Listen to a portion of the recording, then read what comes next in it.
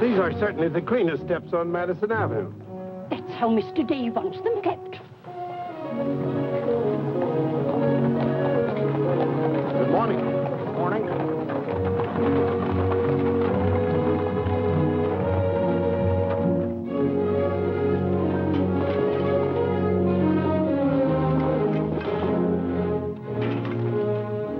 You're new here, aren't you? Just this morning. This is the way Mr. Day gets his milk. Get up.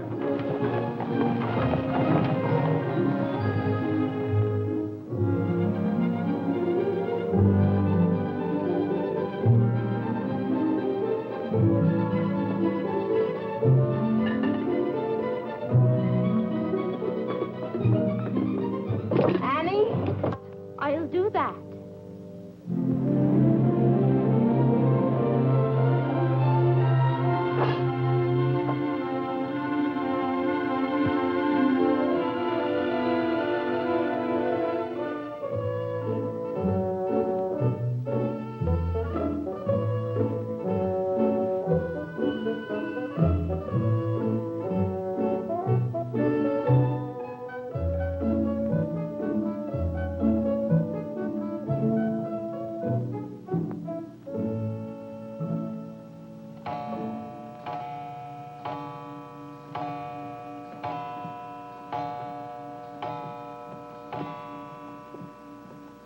Annie, is the table set for breakfast? Yes, ma'am.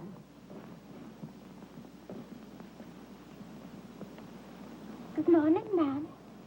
Good morning, Annie. How are you getting along? All right, ma'am. I hope. No, don't be nervous just because this is your first day. Everything's going to be all right. But I do hope nothing goes wrong. Oh, no, Annie. The cream and sugar go down at this end. Oh, I thought in the center, ma'am. Everyone could reach the mace here. Mr. Day sits here. Oh, excuse me. I didn't know where to place the napkins, ma'am. You can tell by the rings. The boys have their initials. C for Clarence. He sits here. J for John. Here. W for Whitney. He sits over there, next to his father. Yes, ma'am. And the one with the little dog on it is Harlan's, of course. He's the baby. This narrow, plain one is mine. And this is Mr. Day's. It's just like mine, except that it got bent one morning. Oh, and that reminds me, Annie, always have Mr. Day's coffee piping hot. Yes, ma'am. And whenever Mr. Day speaks to you, just say yes, sir. Don't be nervous. You'll get used to him. Yes, ma'am. Oh, that beautiful rubber plant. I'm so glad it came. You mustn't water it every day. Too much moisture makes it very unhappy. Oh, good morning, Mother. I thought you were still upstairs. Good morning, Clarence. Father must be talking to himself.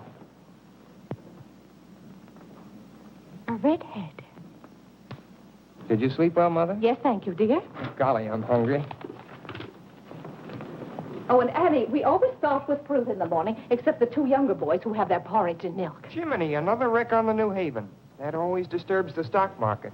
Father won't like that. I do wish the New Haven would stop having wrecks if they knew how it upsets your father. My soul and body, Clarence, what's happened to your coat? Oh, it ripped open again. Margaret mended it for me, but it won't stay mended. Oh, dear. Well, I'll just have to speak to your father about a new suit of clothes. Clarence, why did you take my H2S so far out of our clothes closet? I've told you 100 times that closet's not to make experiments in. Two. Good morning, Mother. John, have you been making those chemical smells again? No, Mother. I'm making an electric battery. It'll ring a bell and everything. You know your father doesn't like electricity. But, Mother, everything's going to be electricity. Not in this house. Oh, God! What's the matter, Claire? What's wrong? Where's my necktie? Which necktie? The one I gave you yesterday. It isn't pressed yet. I forgot to give it to Margaret. I told you distinctly I wanted to wear that necktie today.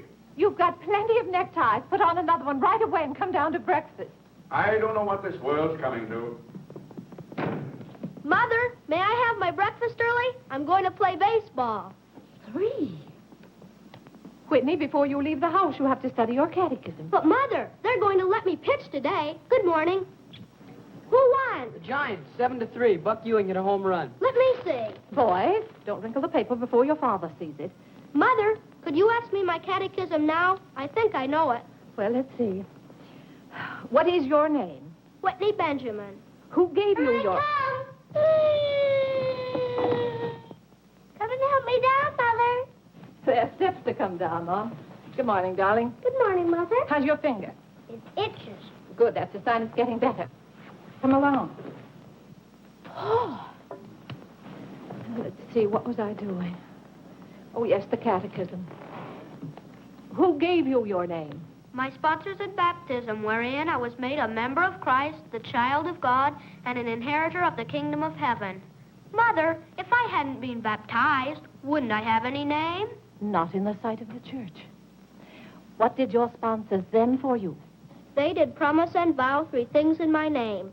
First, that I should renounce the devil and all his works, the pomps and vanity of this wicked world, and all the sinful lusts of the flesh. And secondly, that I would keep all the articles of the Christian faith. And thirdly, that I should keep God's holy will and commandments and walk in the same all the days of my... Good morning, boys. Good morning. Good morning. Morning, Father. Father. Morning, Vinny. Have a good night? Yes, thank you, Claire. Good. Sit down, boys. What's that thing doing in here? Claire, that's our new rubber plant. Place for rubber plants is on the equator. Take that object out, Catherine. You're not Catherine? No, sir. Good. Never liked Catherine anyway. Thank you, Clarence. Put it somewhere else, Annie, but not too near a window. Sit down, Harlan. Thank you, dear.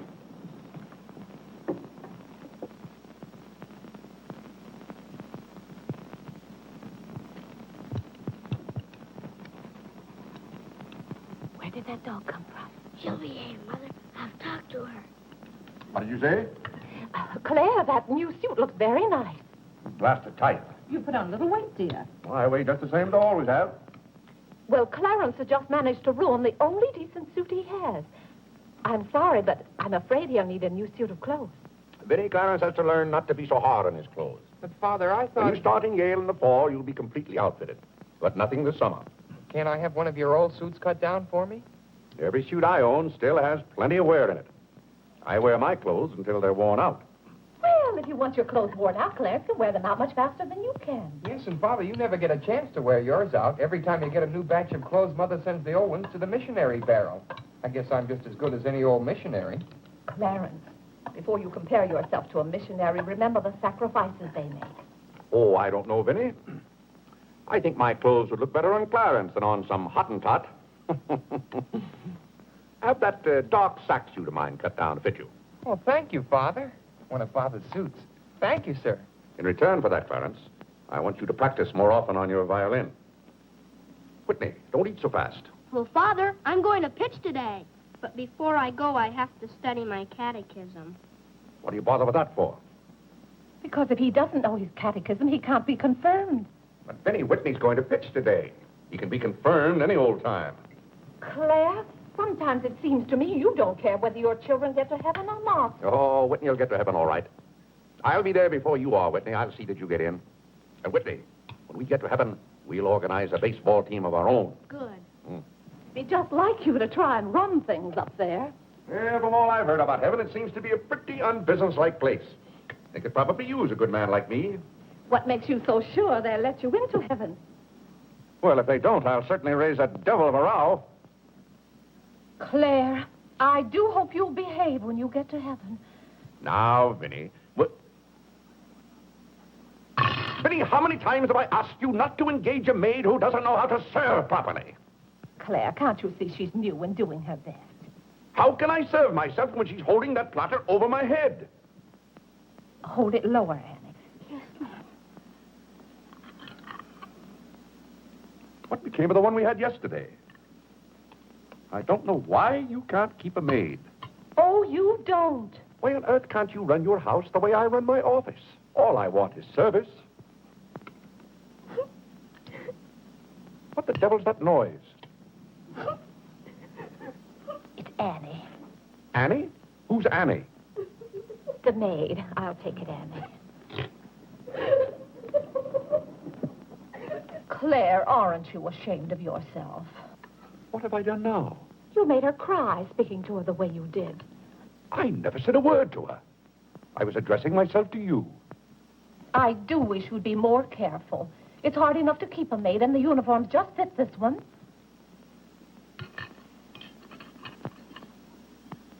What's the matter, Claire? What's wrong?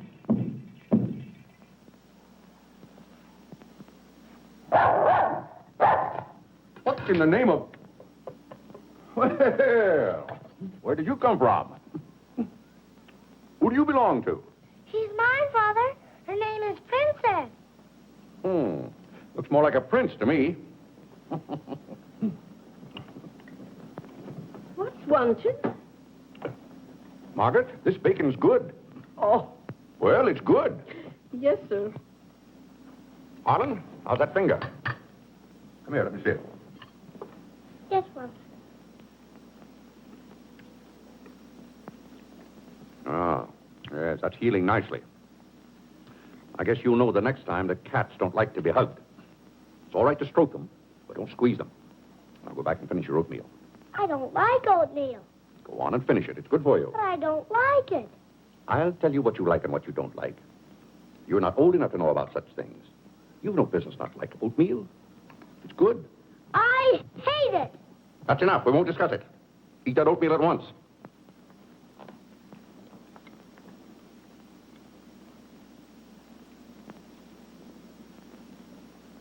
Ah.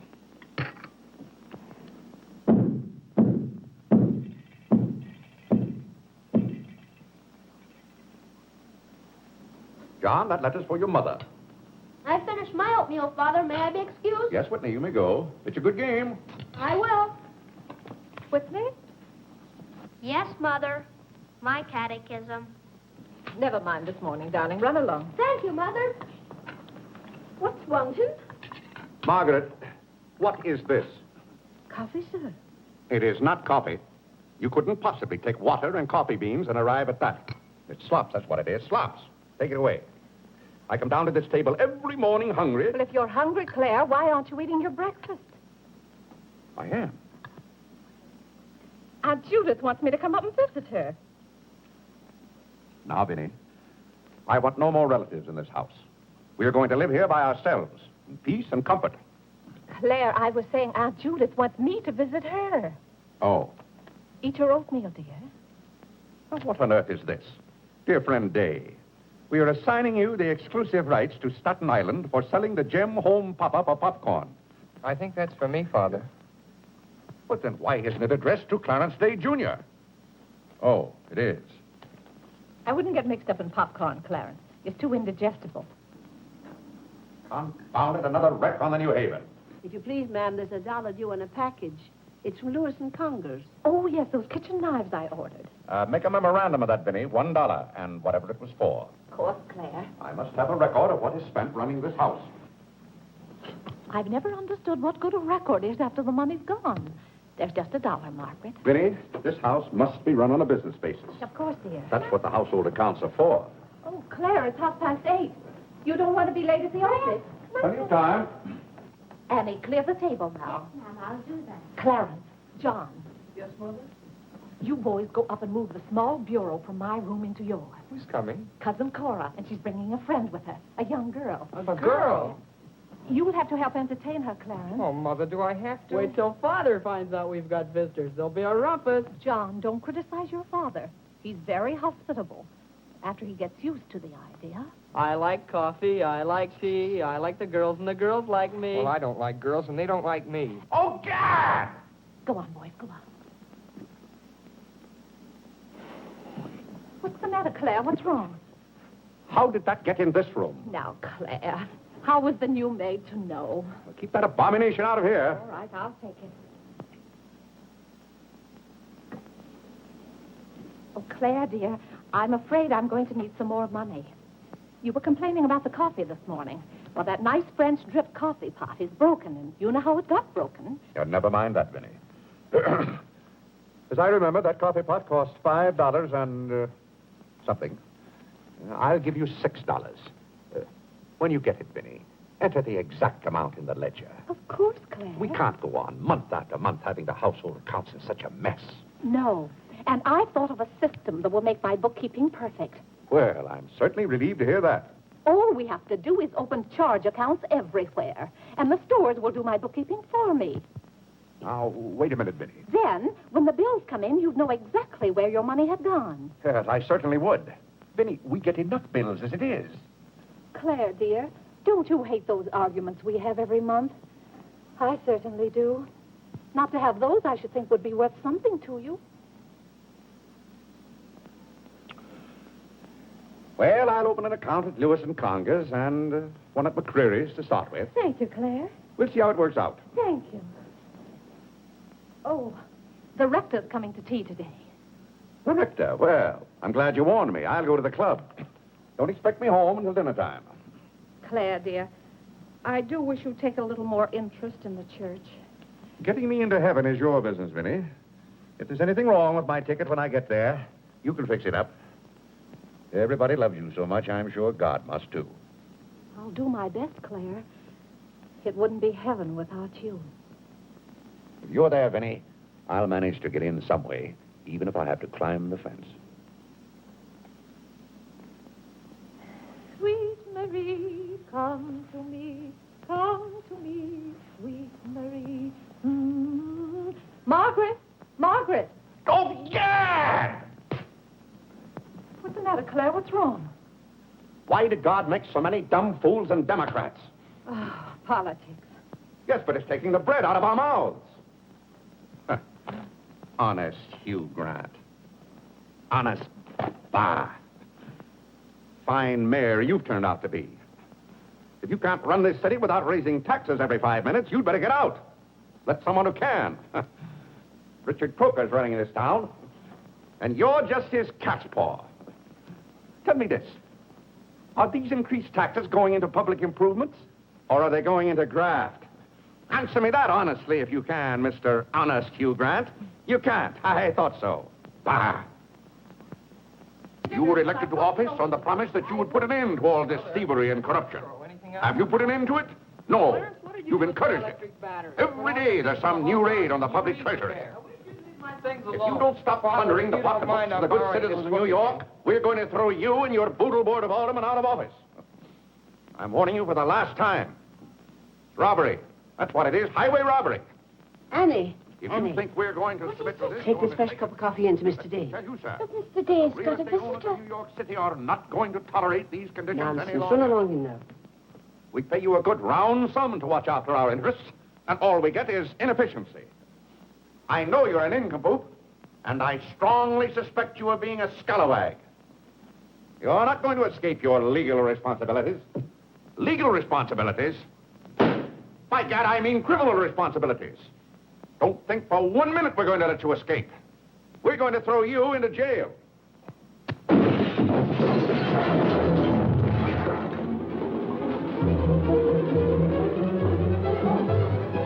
Annie, are you hurt?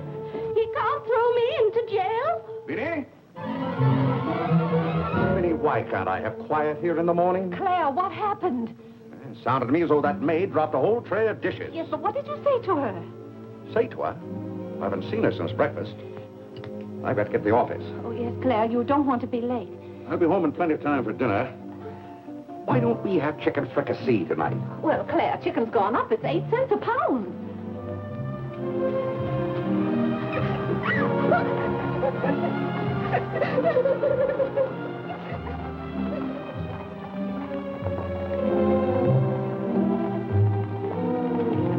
Where the devil's she going, dressed up like that? Claire, you've done it again. How could you? Could I what? Can't you see she's leaving? Dear, I've no time to engage a new maid. We'll have to have dinner out. Dinner out? Nonsense. I'll engage a new maid myself. Claire, you can't. She has to fit the uniform. I'll have one here in an hour. Goodbye, dear. Bye. Good morning, Mr. Day. On your way to the office? Yes, Terence. Good morning. Mrs. Day? Good morning, Mr. Day. Jim.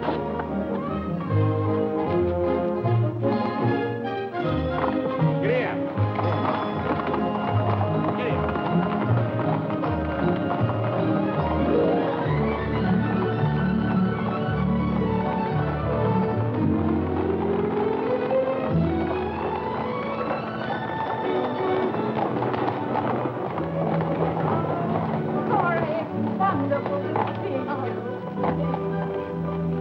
you. Vinny, I declare you're getting younger and prettier every year. Oh, This is Mary Skinner. Ed Skinner's daughter. My goodness, I never would have known you. Just leave your things out here and come right on in. I heard my father talk so much about you, Mrs. Did he tell you how he used to dip my pigtails in the inkwell at school? What's the news in Pleasantville, Cora? Oh, Vinny, I have so much to tell you. We wrote you that Aunt Carrie broke her hip. Yeah. That was the night that Robert Ingersoll lectured. Of course, she couldn't get there, but it was a good thing for Mr. Ingersoll she didn't. How do you do, Cousin Cora? Oh, Clarence. My. Oh, no, Cora, this is John. John, why, how you've grown. You'll be a man before your mother. John, this is Mary Skinner. How do you do? How do you do? Vinny, everybody in Pleasantville sends their love. Oh. Grandpa Ebbett, Cousin Edith, Aunt Hattie, the Taylors, oh, just everybody. Cora, how Vinny. is Grandpa Evan? Oh, he hasn't been at all well. You know he only has one kidney, and that's floating. How do you do, Cousin Cora? I'm glad to see you. This can't be Clarence. Yes, it is. My. My goodness, every time I see you boys, you've grown another foot.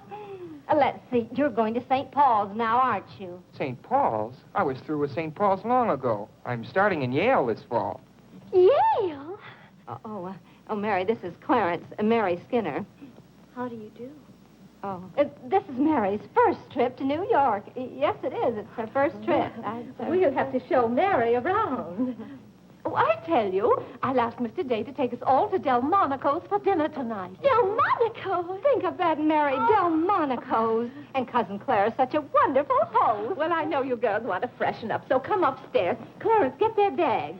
I've given you girls Clarence's room, but he didn't know about it until Now, this Vinny, morning. I don't want you to He hasn't moved his things out Don't you yet. bother about us But for that doesn't 1 make any- minute. John, get their old bags. We just take care of ours. Oh, you play the violin. Well, I fool with it a little. You're just being modest. No, really, I play the piano. Not awfully well, but... Now, you're being modest. Do you ever play duets? Well, I haven't up to now. Neither have I.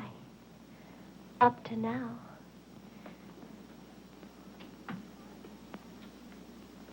Cora didn't tell me about you. I never met a Yale man before.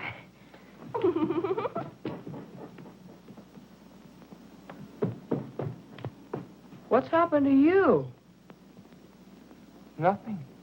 I feel fine.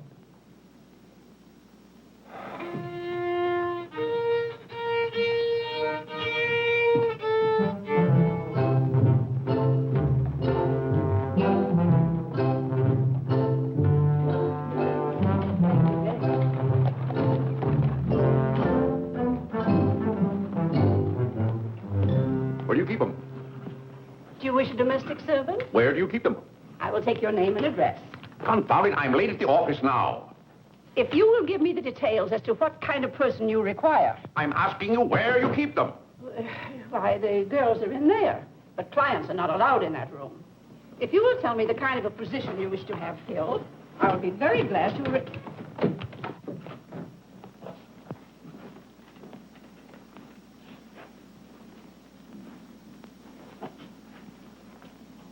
You stand up, please. Sir, this is quite against the rules. I must know what you want the girl for. I'll take that one. What's your name? Hilda, sir. Hilda, you go right over to 420 Madison Avenue. I will, sir. That's all, thank you. Sir, before I can let any girl go from this establishment, I must know the character of the home in which she will be employed. Madam, I am the character of my home.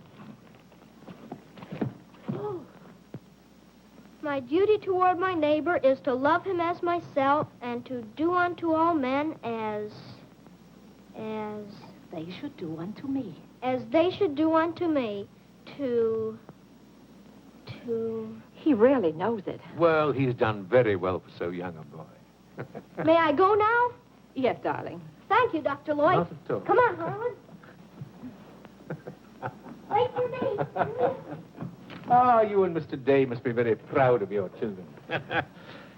I was hoping I'd find Mr. Day at home this afternoon. Well, he's usually home from the office by this time. Perhaps he's gone for a gallop in the park. It's such a fine day. He's very fond of horseback riding, I believe. Oh, yes. Tell me, has he ever been thrown from a horse? Oh, no. No horse would throw Mr. Day. I just thought he might have had some accident. I notice he never kneels in church. Oh, that's no accident. But I don't want you to think he doesn't pray. He does. Why, sometimes you can hear him all over the house. But he never kneels.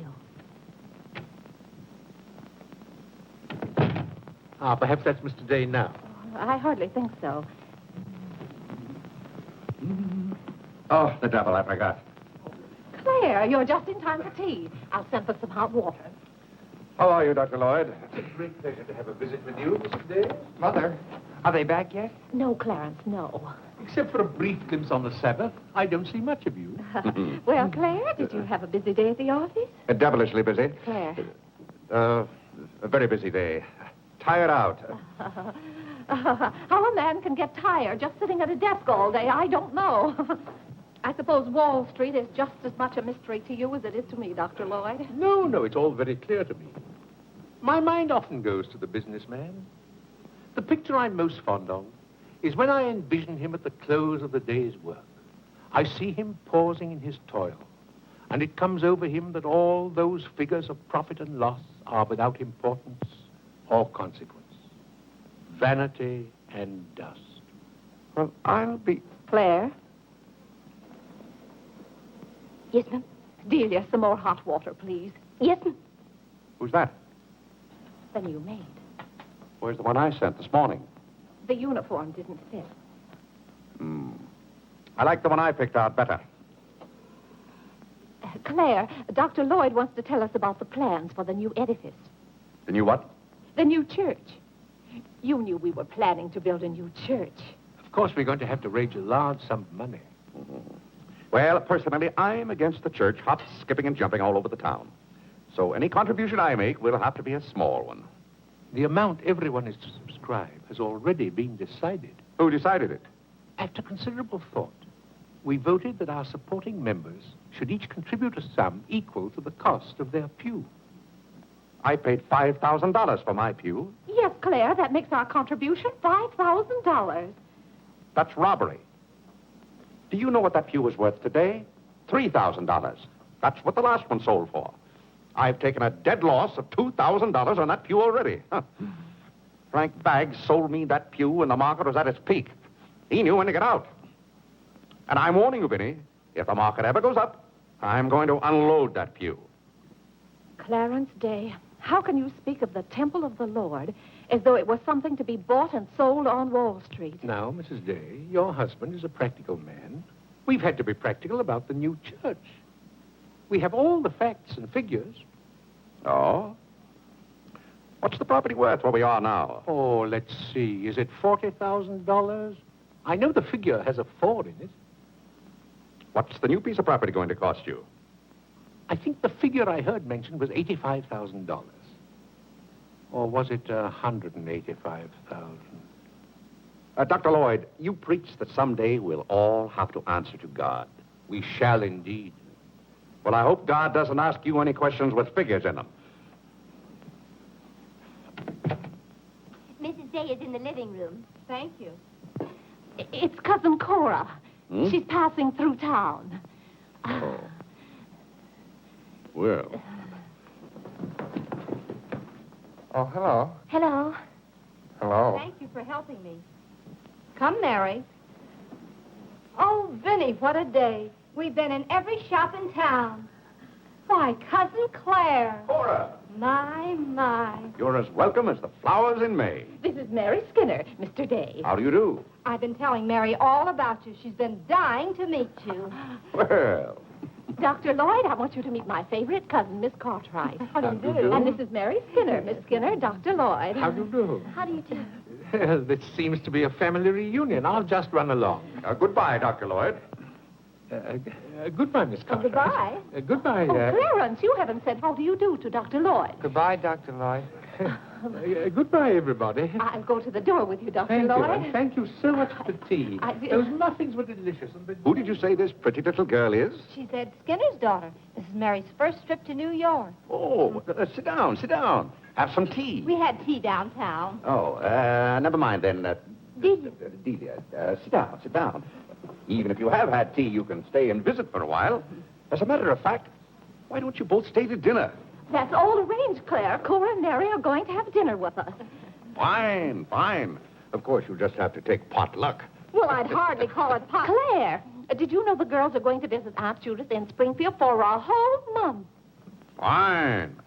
Now, how long are you going to be in New York, Cora? All week. Splendid. We'd hope to see something of you. Well, you certainly will. Cora, did you find anything you wanted in the shop? Oh, I can't wait to show you. Oh, but I'm afraid some of these packages can't be opened in front of Cousin Claire. Shall I leave the room?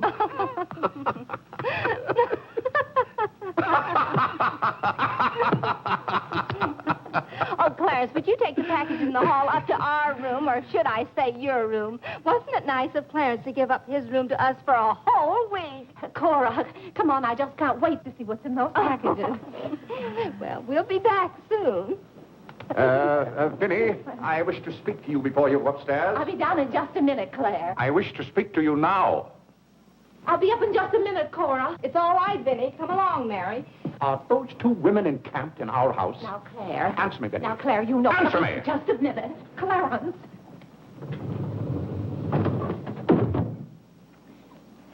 Now, Claire, you know you've always been fond of Cora. What has that to do with her planking herself down in my house and bringing hordes of strangers with her? How can you call that sweet little girl a horde of strangers? Why don't they go to a hotel? New York is full of hotels built for the express purpose of housing such nuisances. Claire, two girls alone in a hotel? Why, who knows what might happen to them? All right, then put them on the first train. They want to roam, the gypsies? Lend them a hand. Keep them roaming. But, Claire, they're just staying in that little room of Clarence's. The trouble is they don't stay there. They stay in the bathroom. Every time I want to take my bath, it's full of giggling females, washing their hair. I tell you, I won't have it. Send them to a hotel. I'll pay the bill gladly, but get them out of here. Father, I'm afraid they can hear you upstairs. Then keep those doors closed. Clarence, you open those doors. Open them all the way. Now, Claire, you be quiet and behave yourself. They're here, and they're going to stay here. That's enough, Vinny. I want no more of this argument.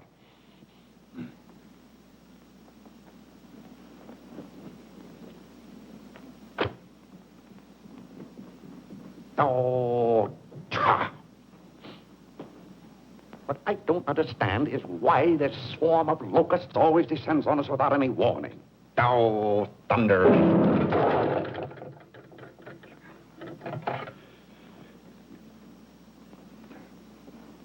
Vinny. Dear Vinny.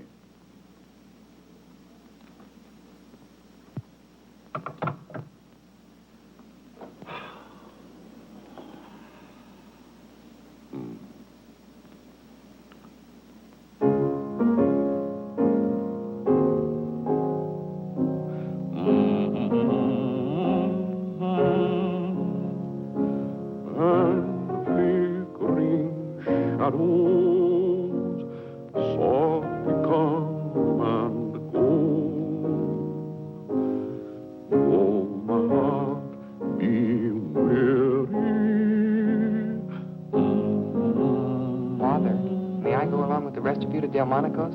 What's that, Delmonico's? You're taking Mother, Cousin Cora, and Miss Skinner to Delmonico's for dinner tonight. Oh, Gad!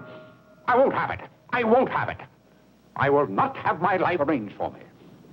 I bought this house for my own comfort. I will not submit myself to this indignity. Now, Claire, what's the matter? I won't stand it. By heaven, I won't stand it. Clarence.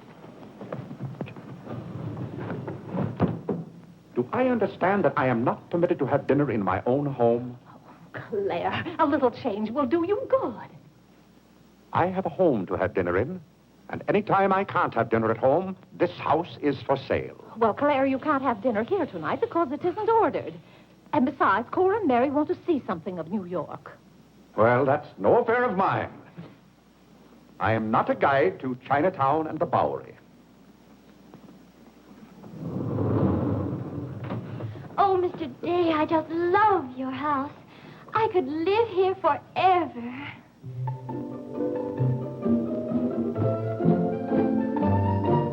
Cora's waiting for you, Mrs. Day. Oh, yes, I'll run right up.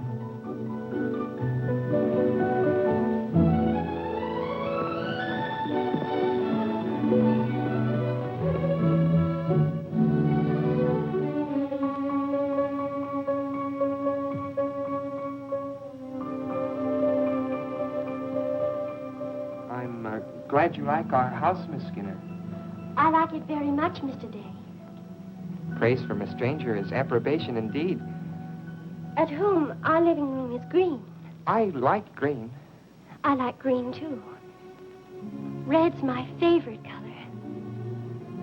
It's an interesting thing about colors. Red's a nice color in a house, too, but outside, too much red would be bad. I mean, for instance, if all the trees and the grass were red. Outside, green's the best color. That's right. I never thought of it that way. But when you do think of it, it's quite a thought. I bet you make your mark at Yale. Oh. My mother wants me to go to college. Do you believe in girls going to college? I guess it's all right if they want to waste that much time. Before they get married, I mean. I'm glad you're fond of music, Mr. Day. Oh, hello. Look, a new youth companion. John enjoys the youth companion. John. Won't you sit down? Oh, thank you. It tells all about connecting batteries in series. John, Miss Skinner and I were talking. Oh, that's all right. You won't bother me.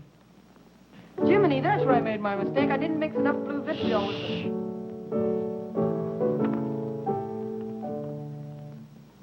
Oh, don't stop. Can you play that? I'm afraid not. Can you play Sweet Genevieve? That's my favorite. Not without my music. Hymns are nice, don't you think? I like this one.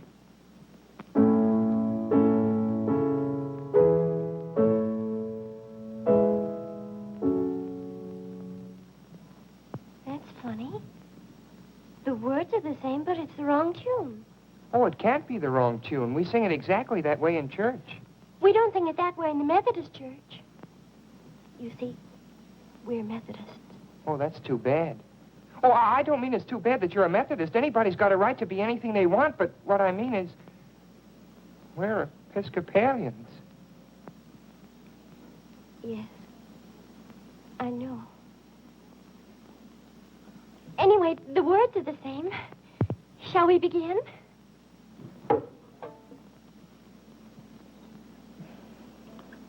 Now.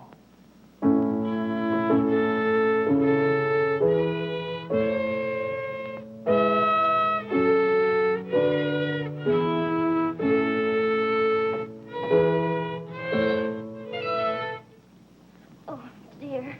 Well, what's wrong? Shall we try again?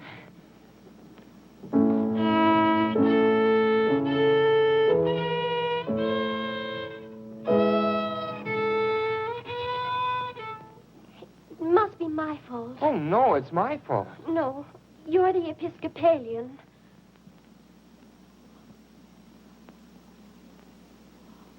I just remembered something. My father was an Episcopalian. He was baptized an Episcopalian. He was an Episcopalian right up to the time he married my mother. She was the Methodist. Oh. Oh, well, let's try it again then.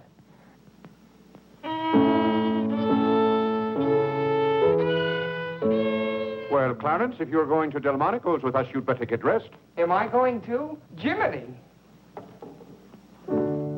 Thank you, Father. Be ready in just a minute, Mother. Minnie, that young lady looks about the same age you were when I came out to Pleasantville to rescue you. Rescue me? You came out there to talk me into marrying you. It worked out just the same. Ah.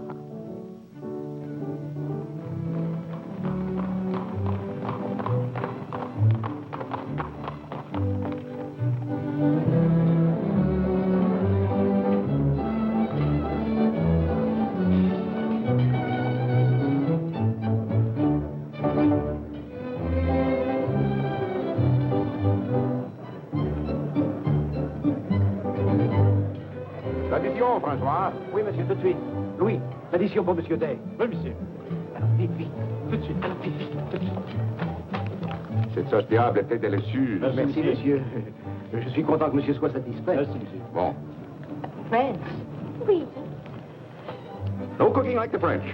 Claire, it was so nice of you to invite Cora and Mary here their first night. It's been a pleasure. Mr. Day, have you always been an Episcopalian? I've always gone to the Episcopal Church, yes. But you weren't baptized a Methodist or anything, were you? You were baptized an Episcopalian? Come to think of it, I don't believe I was ever baptized at all. Claire, that's not very funny, joking about a subject like that. I'm not joking. I remember now, I never was baptized. Claire, that's ridiculous. Everybody's baptized. What? I'm not. No one would keep a little baby from being baptized. You know father or mother, free thinkers, both of them. They felt their children should decide those things for themselves. But Claire... I remember when I was 10 or 12 years old, Mother set out to give some thought to it, but I never got around to having it done to me. Claire, do you know what you're saying? Yes, I'm saying I've never been baptized. Then something's got to be done about it right away.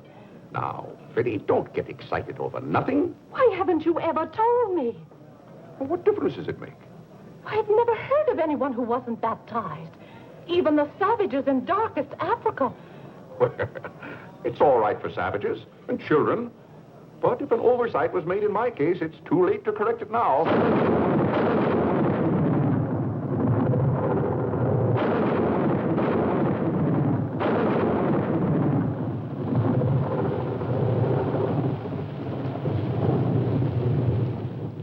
But if you're not baptized, you're not a Christian. Why, confound it, of course I'm a Christian. A mighty good Christian, too. A lot better Christian than those psalm singers in church. But you can't be if you won't be baptized. I won't be baptized, and I will be a Christian. I'll be a Christian in my own way.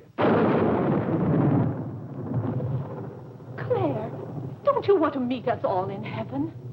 Of course. And I'm going to. But you can't go to heaven if you're not baptized. Ah, that's a lot of falderall. Clarence Day, don't you blaspheme like that. You're coming to church with me before you go to the office in the morning and be baptized then and there. Vinny, don't be ridiculous. If you think I'm going to stand there and let Dr. Lloyd splash water on me at my age, you're mistaken.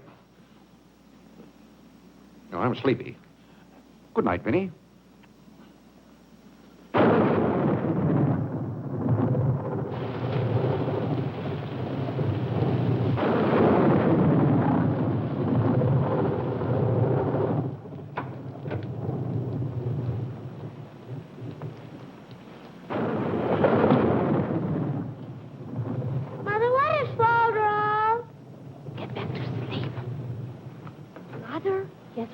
If Father hasn't been baptized, he hasn't any name. In the sight of the church, he hasn't any name. That's right. Maybe we're not even married.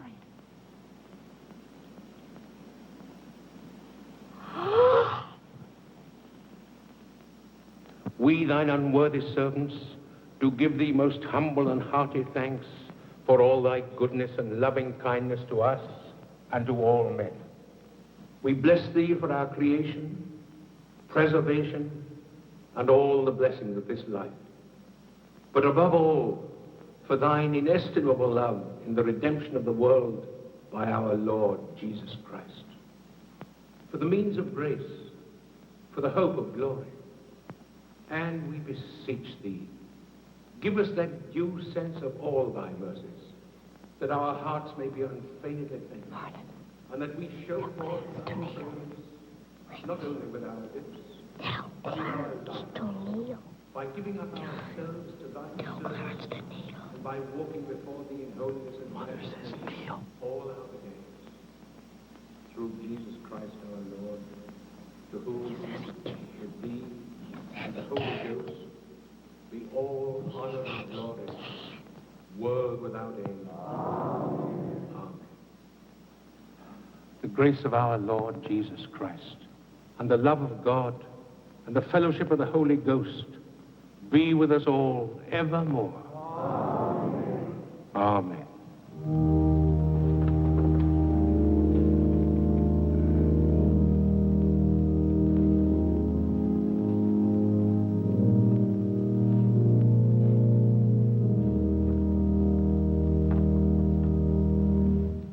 so, my friends, what comfort and security it gives us when we have reached the age of understanding to know that the rite of baptism has not been neglected in our infancy or youth.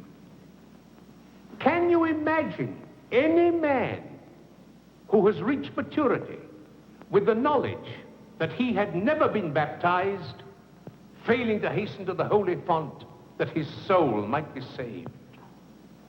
As it says in the baptismal office, except a man be born of water and of the Spirit, he cannot enter into the kingdom of God. He that believeth and is baptized shall be saved, but he that believeth not shall be damned. What's that follow up to? He can't be. Which also showeth us the great benefit we reap thereby. He that is baptized showeth great benefit. But he that believeth not cannot enter into the kingdom of God. For the promise is to you and to your children. Doubt ye not, therefore, but earnestly believe.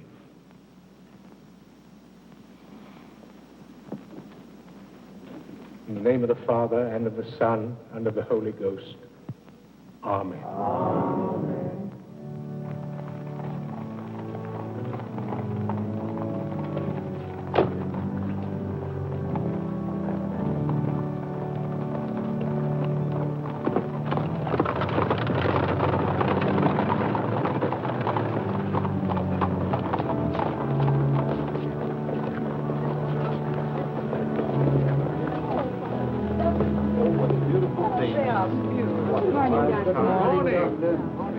This is William Tyler Wickersham. And this is Wilhelmina Eugenia Wickersham. What a lovely day for them to be baptized. The happiest day of my life.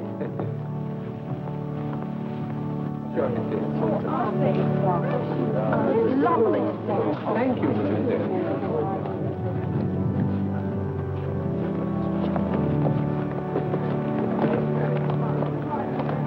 Claire, you know I didn't ask Dr. Lloyd to do that. You must have said something.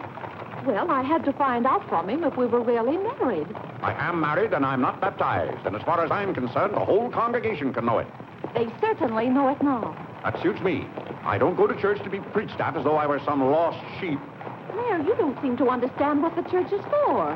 Minnie, if there's one place the church should leave alone, it's a man's soul.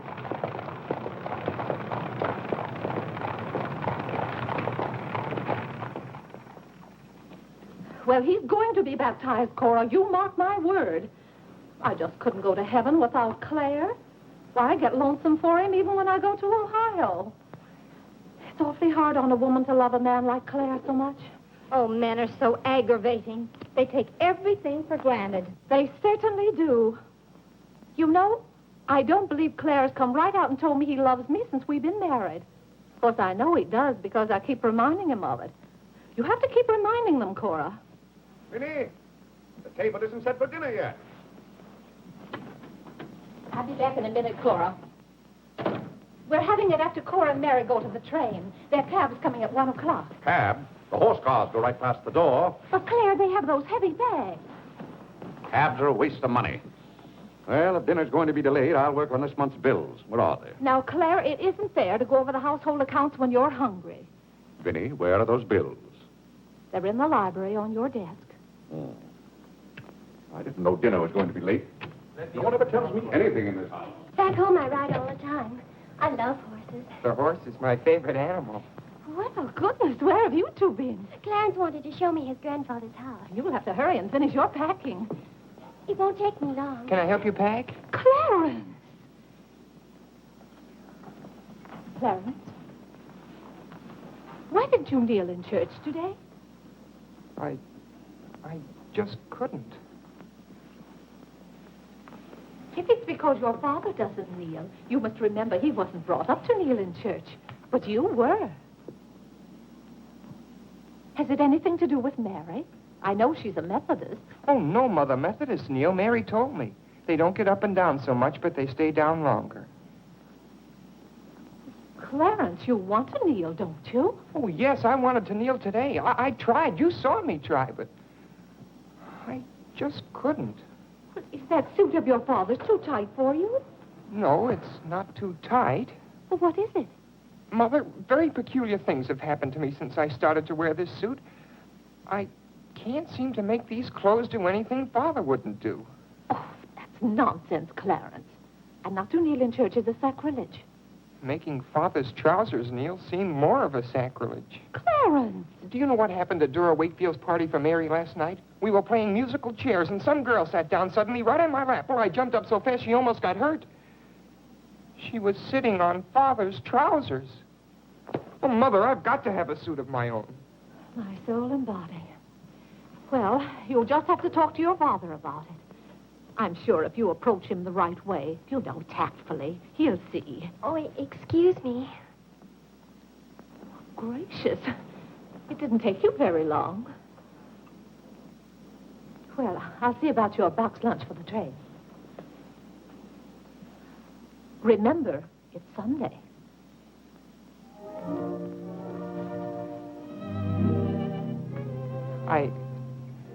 I was hoping we could have a few minutes together before you left.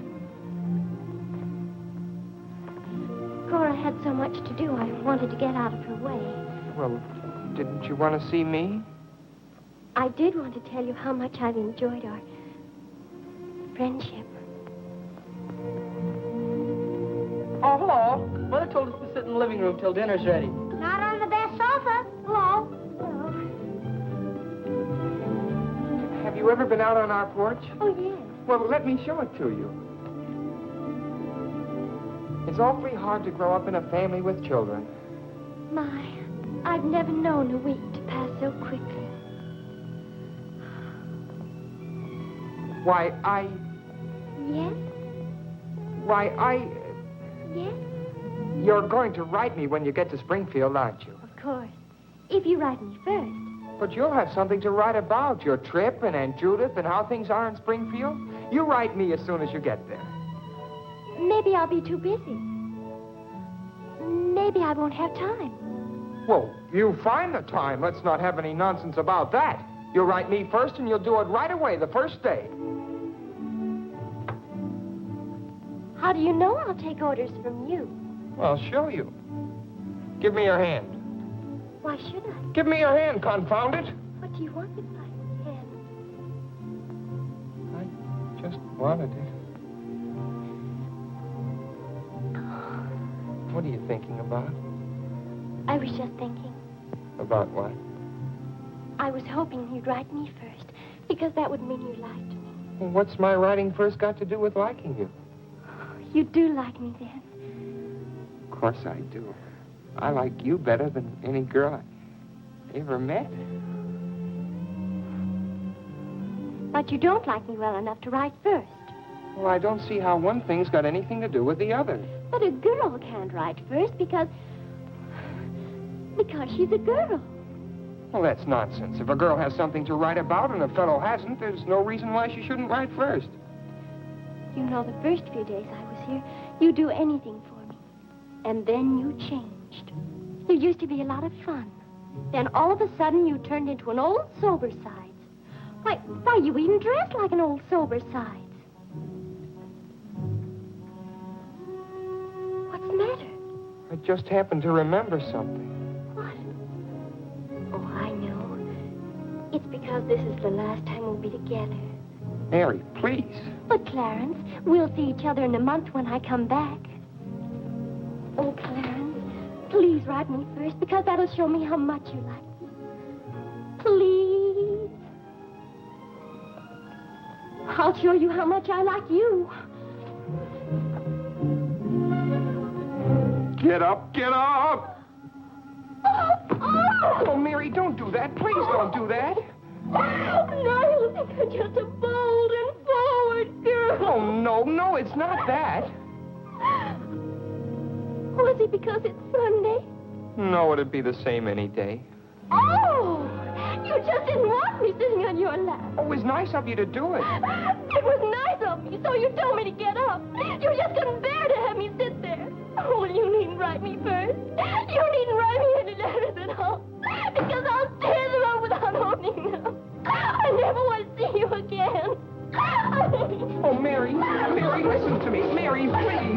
Oh, Mary.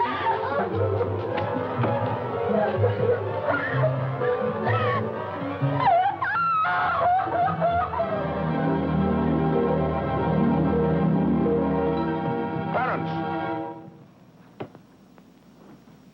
Yes, Father? That young lady's crying. She's in tears. What's the meaning of this? I'm sorry, Father. It's all my fault. Nonsense. What's that girl trying to do to you? Oh, no, she wasn't. It was... Well, whatever the quarrel was about, Clarence, I'm glad you held your own. Father, I have to have a new suit of clothes. You've got to give me the money for it. Young man, do you realize that you're addressing your father? I'm sorry, Father. I apologize. But you don't know how important this is to me. A new suit of clothes is so important. Oh, why should...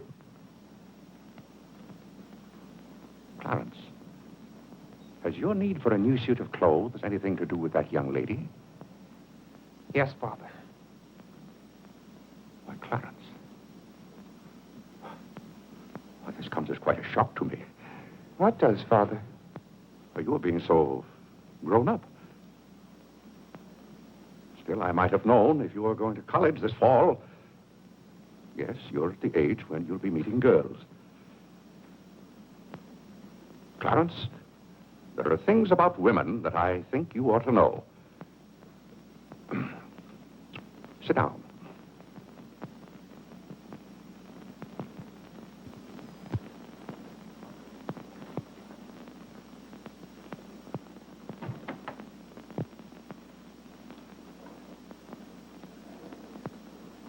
Yes, I think it's better for you to hear this from me than to have to learn it for yourself.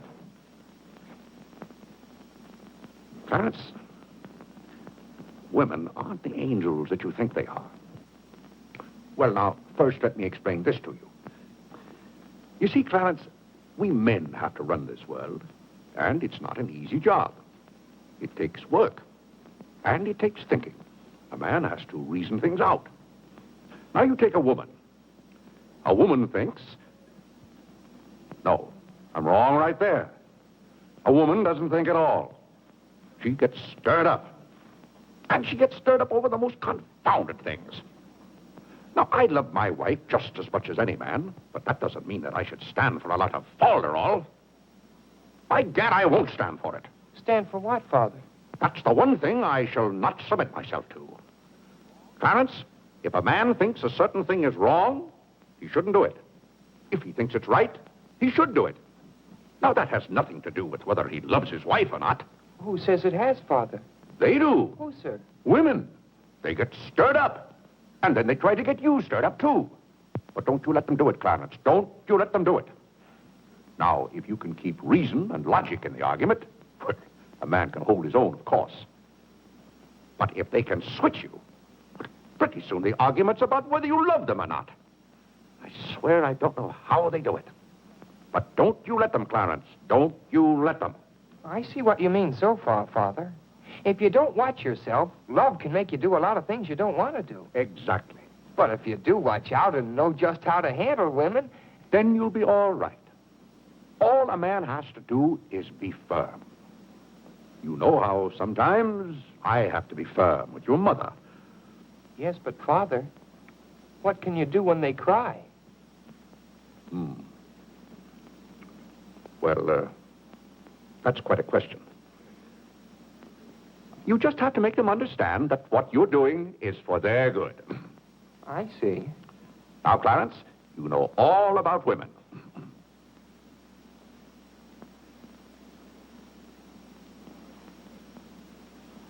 But, Father... Yes, Clarence? I thought you were going to tell me about... About what? About women.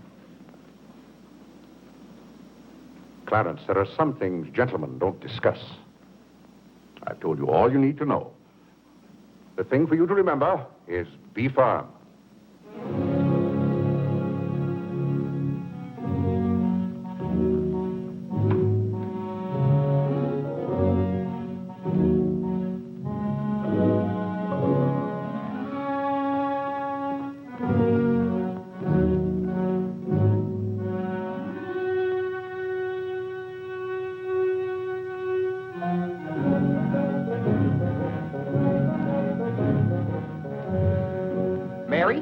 When you get to Springfield, the very first thing you...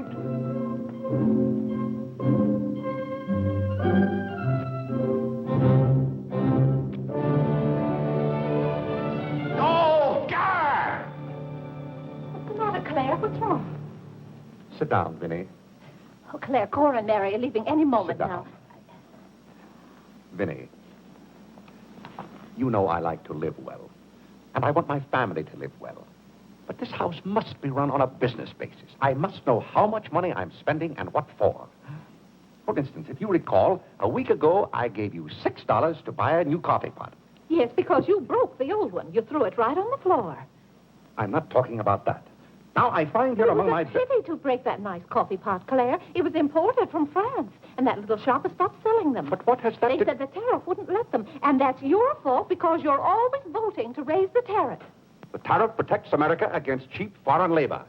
Now, this bill... The tariff does nothing but put up the prices, and that's hard on everybody, especially the farmer. Vinny, I wish to heaven you wouldn't talk about matters you don't know anything about. I do, too, know about them. Miss Gulick says that every intelligent woman should have some opinion Who, about... may I ask, is Miss Gulick? She's the current events woman I told you about, and the tickets are $1 every Tuesday.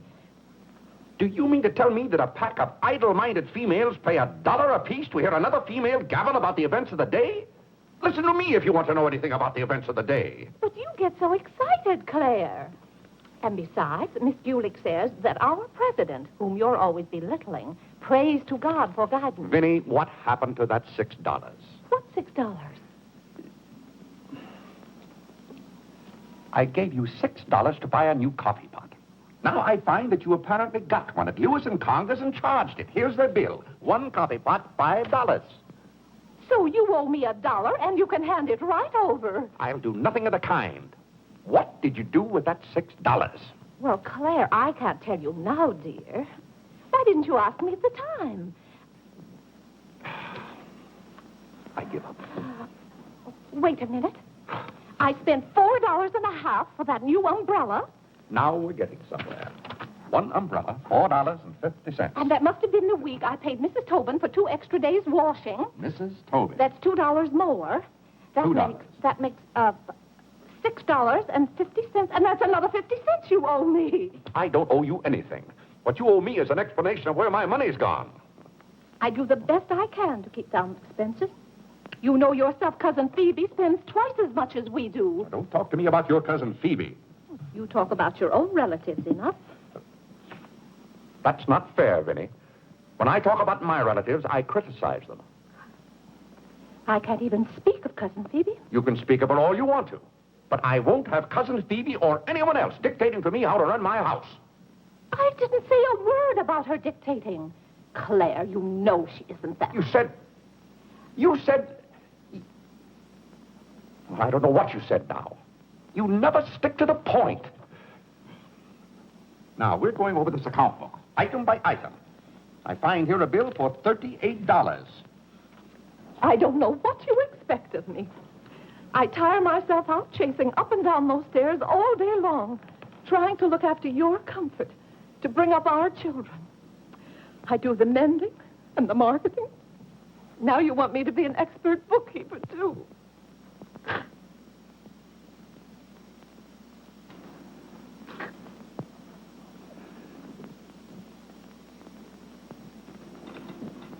Vinny, I want to be reasonable, but can't you understand? I'm doing all this for your own good. Oh. Well, I suppose I'll have to go ahead just paying the bills and hoping I've got enough money in the bank to meet them. But it's all very discouraging. I'll try to do better, Claire. Well, that's all I'm asking. Well, I'll make out the checks and sign them. But maybe I haven't any right to sign those checks since in the sight of the Lord I haven't any name. That's right. Claire, to make those checks good, you'll have to be baptized right away. Vinny, the bank doesn't care whether I've been baptized or not. Well, I care. And no matter what Dr. Lloyd said, I'm not sure we're really married. Vinny, we have 4 children. If we're not married now, we never will be. Claire, Dr. Lloyd said this morning. Well, that's all, Vinny. Hadn't you better go tell Whitney to watch for the cab? Not before you give me that $1.50. What $1.50? The $1.50 you owe me. I don't owe you any $1.50. I gave you money to buy a coffee pot for me, and somehow it turned into an umbrella for you. Why, Clarence Day, what kind of man are you? Quibbling about $1.50 when your immortal soul is in danger. And what's more, All right. All right.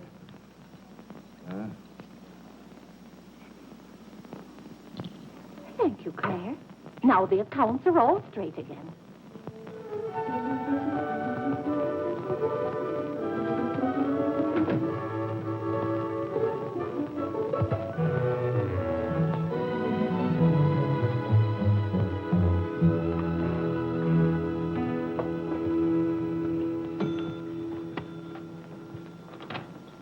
What were you doing down there? I'm setting up this new burglar alarm. I invented it myself.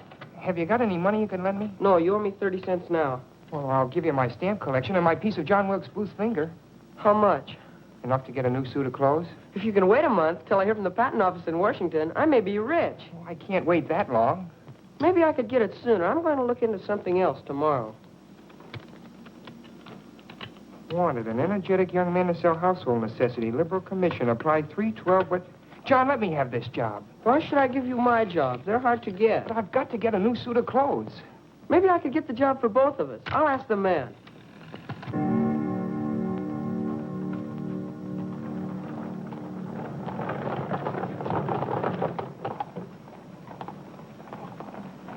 The cab's here, Father. Oh, thank you, Whitney. Vinny, Cora, the cab's here. John, go up and get their bags. Yes, sir. Here's the lunch for the train, sir. Take it out to the cab. Who's that one? It's Ellen. Delia left yesterday. I don't know where your mother finds them. Now, Vinny, don't you let Claire worry about us. We have plenty of time. Take the bags right on out, John. Yes, sir. Well, goodbye, Clarence. It was so nice to see you Goodbye, again. Cousin Cora. Goodbye, Whitney. Now, you be a good boy. Goodbye, Cousin Cora. Goodbye, Harlan. Goodbye. Keep out of mischief. Come along, everybody. Don't keep the cab waiting. Cabs cost money. If there's one thing Mr. Day can't stand, it's to keep a cab waiting. There's any waiting to do. There's a waiting room at the Grand Central Depot just for that. Mary, aren't you even going to shake hands with me? I don't think I'd better. You may remember that when I get too close to you, you feel contaminated. Mary, you're going to write to me, aren't you? Are you going to write first? No, Mary. There are times when a man must be firm. Mary, Mother says you better hurry out before Father starts yelling. It's Sunday. Goodbye, John. I'm very happy to have made your acquaintance. Thank you. May I help you? No, thank you. Take care of yourself. Goodbye, Mr. Day. Goodbye, Mary. Goodbye, Mr. Day. I've had a wonderful Goodbye, time. Mary. Bye-bye. Goodbye. Goodbye, Cousin Claire. Goodbye, Cora. Goodbye, Cora.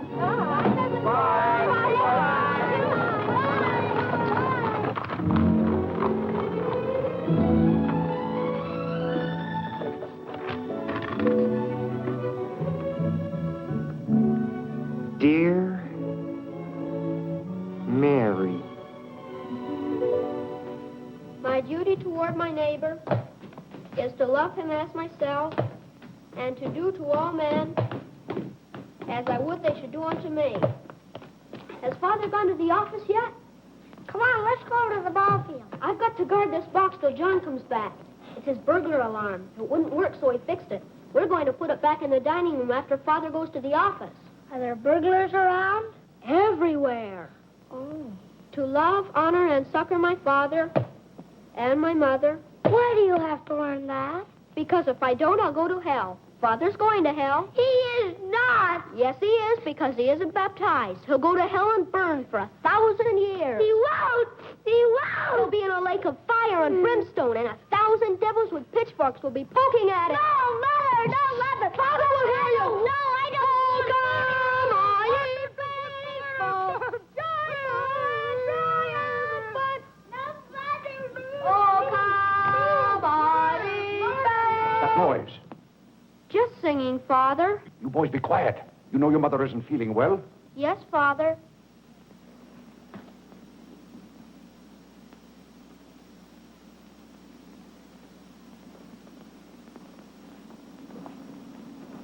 your mother say? She said she doesn't want any breakfast. Now, why does your mother do that to me? She knows it just upsets my day when she doesn't come down to breakfast. A special delivery, sir. Thank you. Thank you. Where's John this morning? Well, John had his breakfast early, Father, and went out to see about something. See about what? Well, John and I thought we'd work this summer and earn some money. Good. Work never hurt anyone. It's good for them. But if you're going to work, work hard. King Solomon had the right idea about work. Whatever thy hand findeth to do, Solomon said, do thy doggonedest.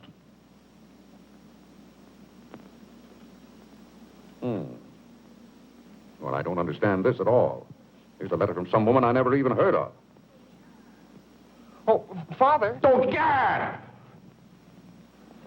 What is it, Father? This woman claims that she sat on my lap and that I didn't like it.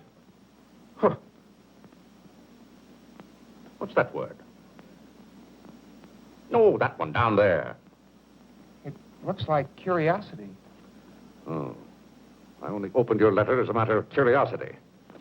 Huh. Yes, go on. Why, this gets worse and worse. It just turns into a lot of sentimental, lovey-dovey mush. Cha! If this is someone's idea of a practical joke. What's the matter, Claire? What's wrong? Nothing wrong. Just a fool letter. How are you feeling, Vinny? I thought you needed me. If you don't, I'll go back to bed. Oh, no. Come sit down and get some food in you. Do you good. Build up your strength. Yeah, here, sit down. Here, what's this one's name? Nora. Nora, get Mrs. Day some bacon and eggs. No, Nora. Bring me a cup of tea up to my room. Yes, ma'am. Oh, Vinny, it's just weak to give in to an ailment. I notice when you have a headache, you yell and groan and swear enough. Well, that's to prove to the headache that I'm stronger than it is. I think I've caught some kind of germ.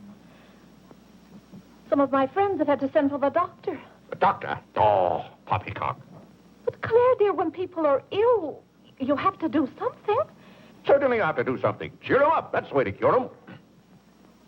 How would you go about cheering them up? I'd tell them, bah.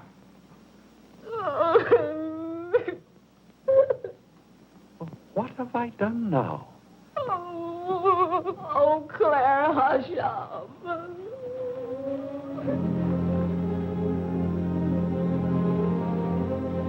Hey, I didn't mean to upset you.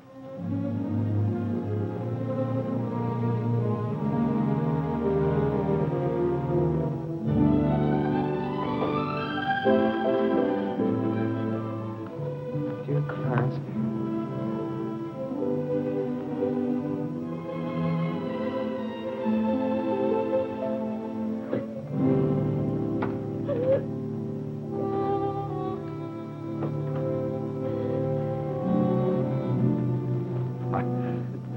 I was just trying to help you. You know, when you take your bed, I have a confounded lonely time around here.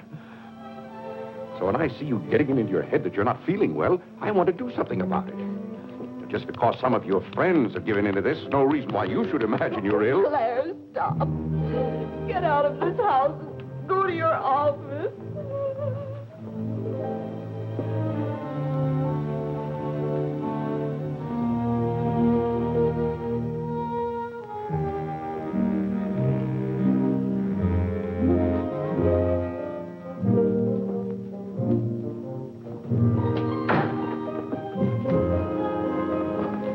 Get the job? Yes, for both of us. Look, I've got it with me.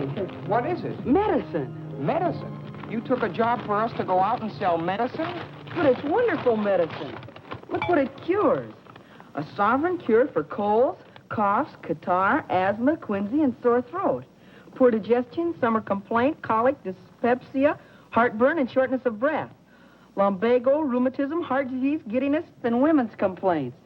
Nervous prostration, St. Vitus dance, jaundice, la grippe, proud flesh, pink eye, seasickness, and pimples. It's made from a secret formula known only to Dr. Bartlett. We get 25 cents commission on every bottle we sell, and he's giving us the territory of all Manhattan Island. Well, lots of fathers and mothers' friends have some of those diseases. Let's start out by calling on them. Yes. Oh, what if they ask us if we use it at our house?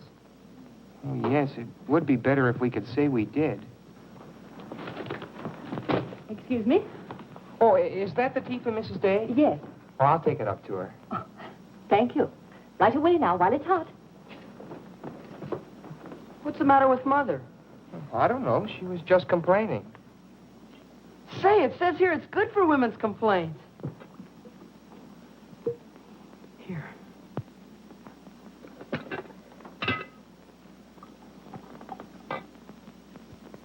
Yes, sir. Chesapeake and Ohio. New York Central, 3/4. I'd like to see Mr. Day about those Morris and Essex bonds. Today is very busy this morning. You'll have to wait.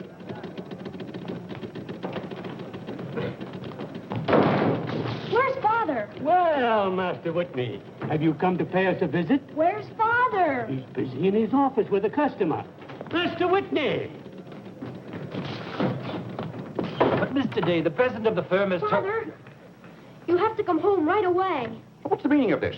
Who sent you down here? Your mother? No, sir. Mother's ill. She's terribly ill. Did the doctor send you for me? No, sir. It was Margaret. Margaret? Margaret says you're to come home right away and no nonsense. Perkins, go down and stop the first cab you see. A cab, sir? For you, Mr. Day? Yes, I want a cab. And no nonsense. Yes, sir. I'm sorry, Mr. Hopkins.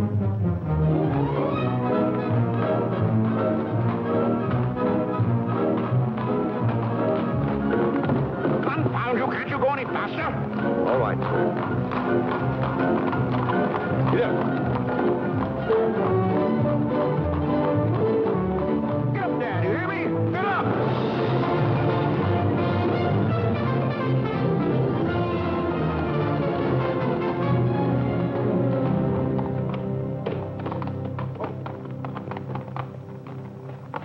Oh, Doctor, how is Mrs. Day? She's a pretty sick woman.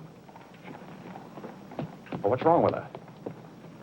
Well, do you know or don't you? What did Mrs. Day have for breakfast this morning? Not a thing. I tried to get her to eat something, and she wouldn't. I can't understand it. Understand what? These violent attacks of nausea. It's almost as though she were poisoned. Poisoned? Let me take your cab. I'll try not to be gone more than 10 or 15 minutes. And, Mr. Day, you're not to go into a room. You'd better get her well. Right away, or you'll hear from me. Turn west on 47th Street. Yes, yes.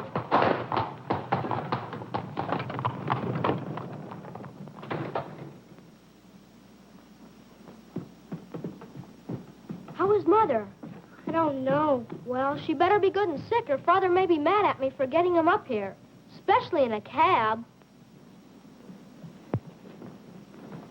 Has your father come? Yes, just now. Where are you going, Margaret? I have to go for the minister.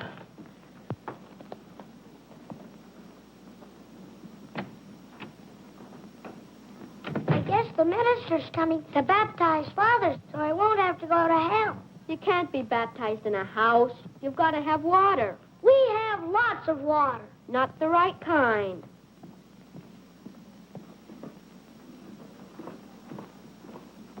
Is Mother better, Father? How can I tell? She wouldn't let me in the room with her. These confounded doctors never know what's the matter with anybody.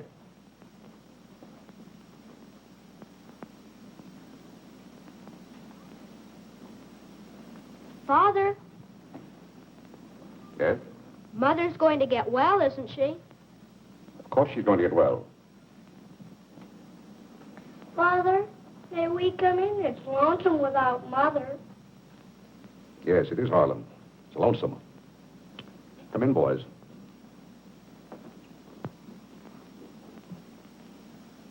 What have you been doing, Harlan? Nothing. They won't let me upstairs. What about you, Whitney?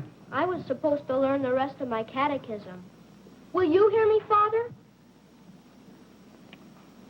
Yes, Whitney, I'll hear you.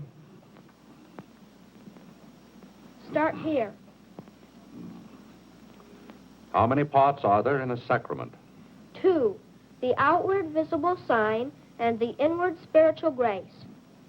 What is the outward visible sign or form in baptism? Water, wherein the person is baptized in the name of... You haven't been baptized, have you, Father? Whitney, what is the outward visible sign? Water, wherein the person Wherein the person. You don't know it well enough, Whitney. You'd better go and study it some more. You want me to read to you, Harlan? Father, are they going to put you into hell? Whitney, take Harlan with you.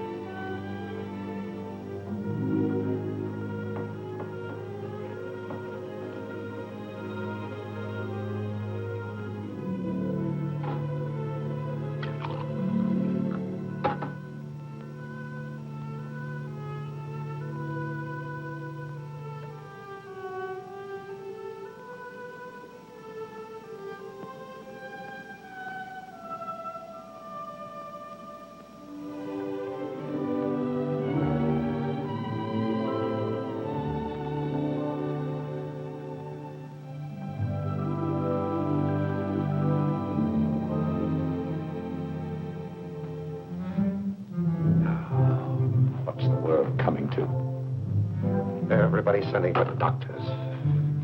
Doctors don't do you any good. Only make you feel worse. All poppycock. Who's ringing that bell? Stop that noise! Stop it, I say! What idiot's ringing that bell? Mr. Day, we must all be quiet. Mrs. Day is very ill. I know she's ill. Go up and see if she needs anything. And what are you doing out of the house? Send for the minister. The minister? He'll be right in. He's paying off the cab.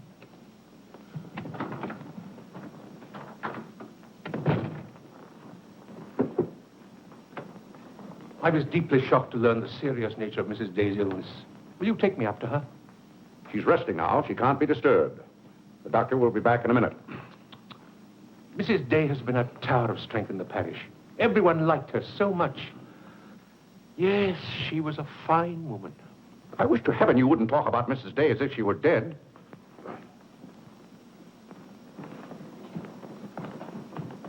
Is the doctor back yet? No. Does she need him? Well, she's kind of restless. She's talking in her sleep and twisting and turning.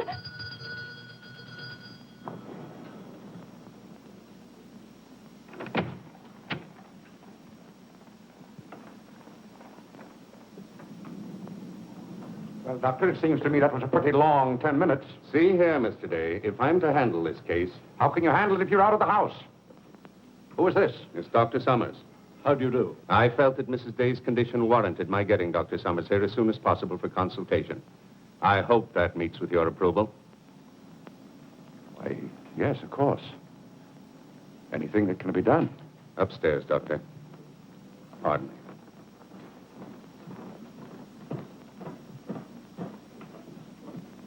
Mrs. Day is in good hands now, Mr. Day.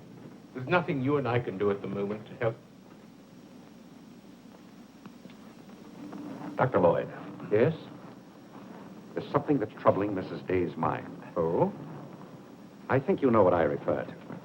Yes. You mean the fact that you've never been baptized? Yes, I gathered that you knew about it from your sermon last Sunday. But let's not get angry. I think something had better be done about it. Yes, Mr. Day? When the doctors get through up there, I want you to talk to Mrs. Day. I want you to tell her something. Why, I'd be glad to. You're just the man to do it. She shouldn't be upset about this. I want you to tell her that my being baptized would just be a lot of confounded nonsense. But, Mr. Day... No, she'd take your word on a thing like that. And we both must do everything we can to help her now. But the solution is so simple. It would take only your consent to be baptized. That's out of the question. And I'm surprised that a grown man like you would suggest such a thing.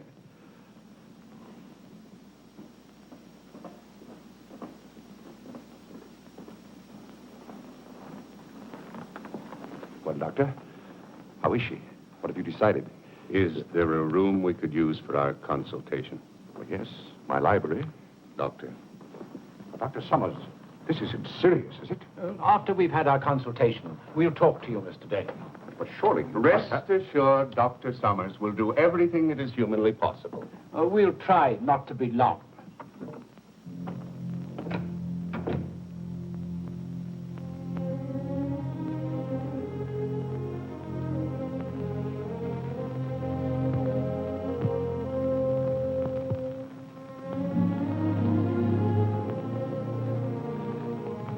Tell me, this Dr.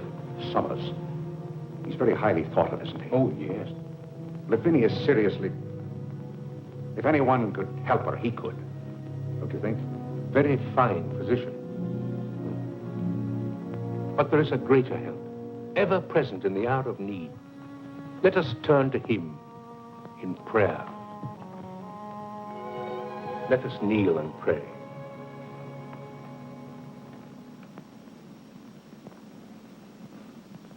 Let us kneel and pray.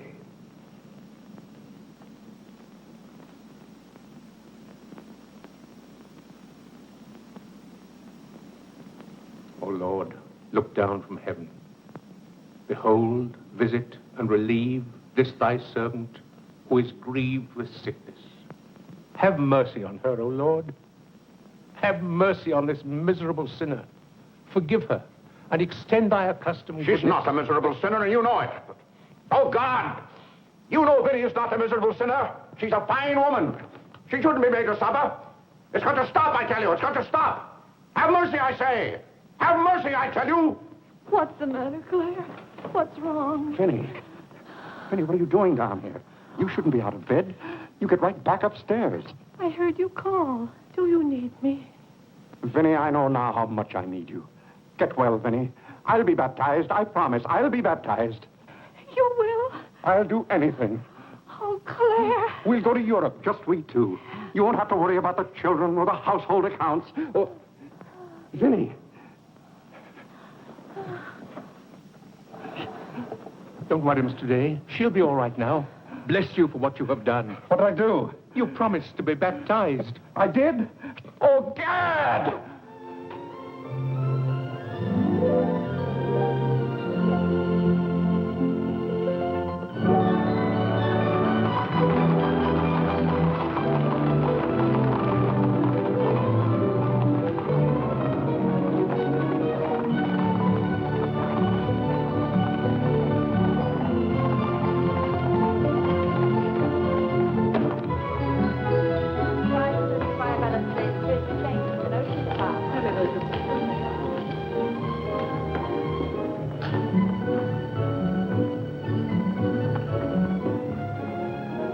Isn't it drafty here, Mother?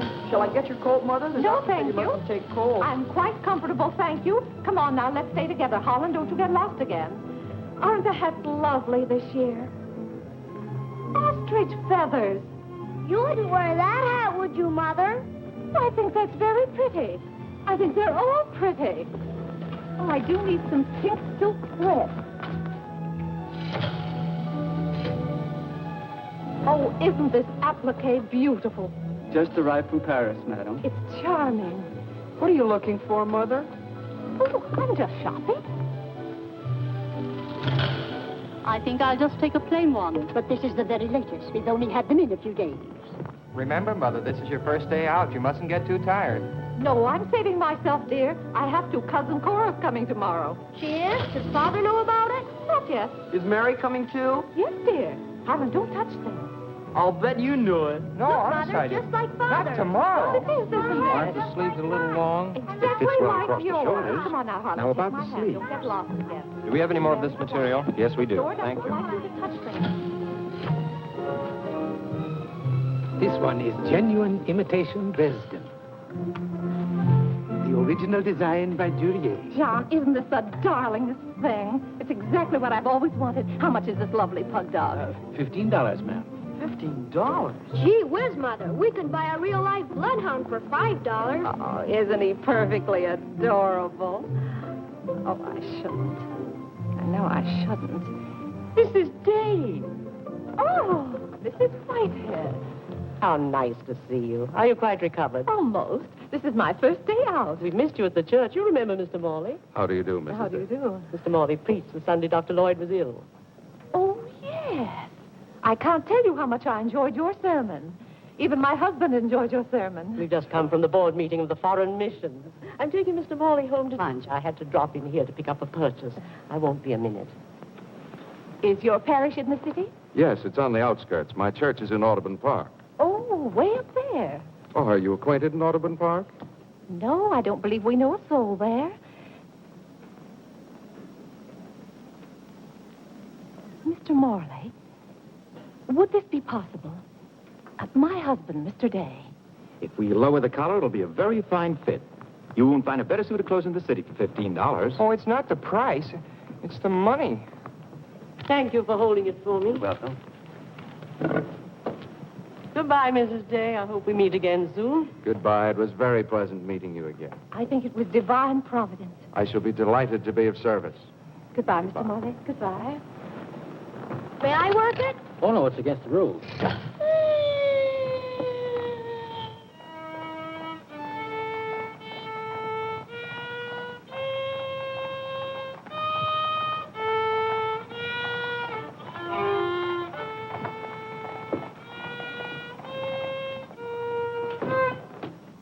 Hello. What did you bring home more medicine for? Dr. Bartlett paid us off, didn't he? Oh, yes. Oh, Jiminy, you scared me. I've got to take $15 right down to McCreary's. I bought a suit there this morning, and I said I'd have the money this afternoon. Gee, that's too bad. What's too bad? Well, you see, Clarence... What? Dr. Bartlett paid us off in medicine. Oh, God! Well, he thanked us, too, for our services to mankind. But my suit, I've got to have it tomorrow. And besides, they're making the alterations. I've got to have $15. Maybe you could offer them 15 bottles of medicine. Oh, they wouldn't take it. McCreary's don't sell medicine. Father. Vinny, I'm home. Good afternoon, sir. How's your mother, Clarence? Oh, the ride this morning did her a lot of good. She'll be well enough to go to church with us next Sunday. Ah, fine. Father, have you noticed I haven't been kneeling down in church lately? Don't let your mother catch you at it. Then I have to have a new suit of clothes right away. That doesn't make sense. But I can't do anything in your clothes that you wouldn't do. Well, if my old clothes make you behave yourself, I don't think you want to wear anything else. Oh, no, you're you and I'm me. I want to be myself. I mean, suppose I should want to kneel down in front of a girl. Why, in heaven's name, should you want to do a thing like that? Well, I've got to propose to a girl sometime. Clarence. Well, not right away, but for $15 I can get a good suit of clothes. Clarence, you're beginning to talk as crazy as you... Hello, Vinny. You feeling better today, huh? Much better, thank you, Claire. You don't have to hurry home from the office every day like this. With business the way it is, there's no use going to the office at all. Yes, you do look better, Vinny. What did you do today? Well, I got a carriage and took the boys for a ride, and we stopped in at McCreary. And, oh, Claire, I've the most wonderful news for you. Who do you think I met? Mr. Morley. Morley? Never heard of him.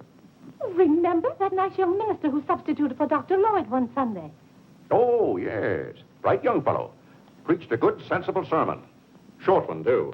Ought to be more ministers like him. Well, Claire, his parish is in Audubon Park. You know, way up above Harlem. Nobody knows you up there. You'll be perfectly safe. Safe? Vinny, what the devil are you talking about? I've gone all over everything with Mr. Morley, and he's agreed to baptize you. Oh, he has. The young whippersnapper. Very nice of him. We can go up there any morning. We don't even have to make an appointment.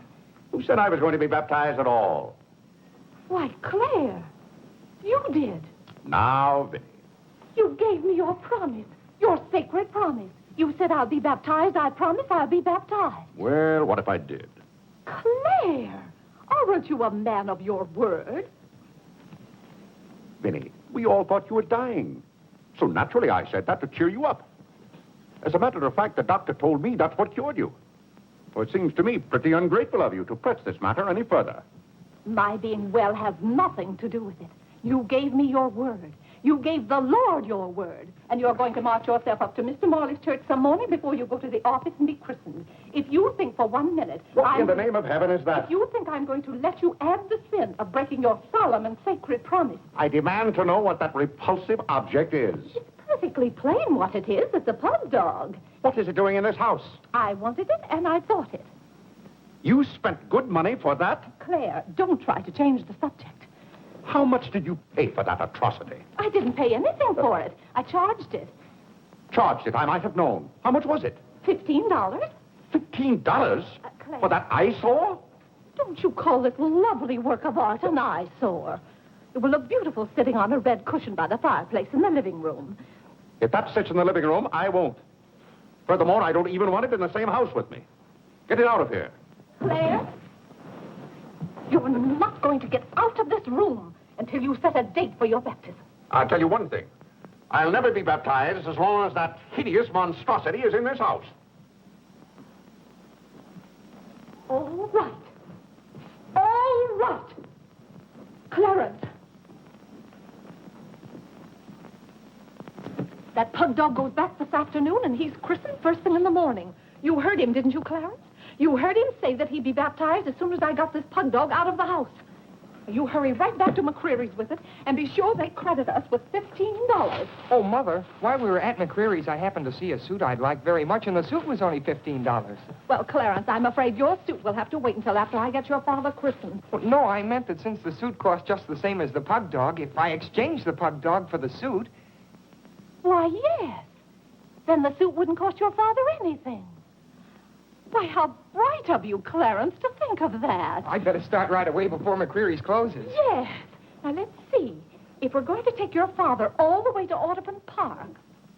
Clarence, on your way back, you stop at the livery stable and tell them to have a cab here at 8 o'clock tomorrow morning. Mother, a cab? Do you think you ought to? We can't walk all the way to Audubon Park. But you know what a cab does to Father. This is a very important occasion. All right. Get one of their best cabs, the kind they use at funerals. Well, those cost $2 an hour, and if Father gets mad... Well, if your father starts to argue in the morning, you remember. Oh, he agreed to it. We both heard him.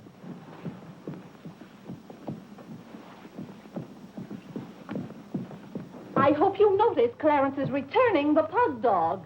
Well, that's a sign you're getting your faculties back. Don't dawdle, Clarence.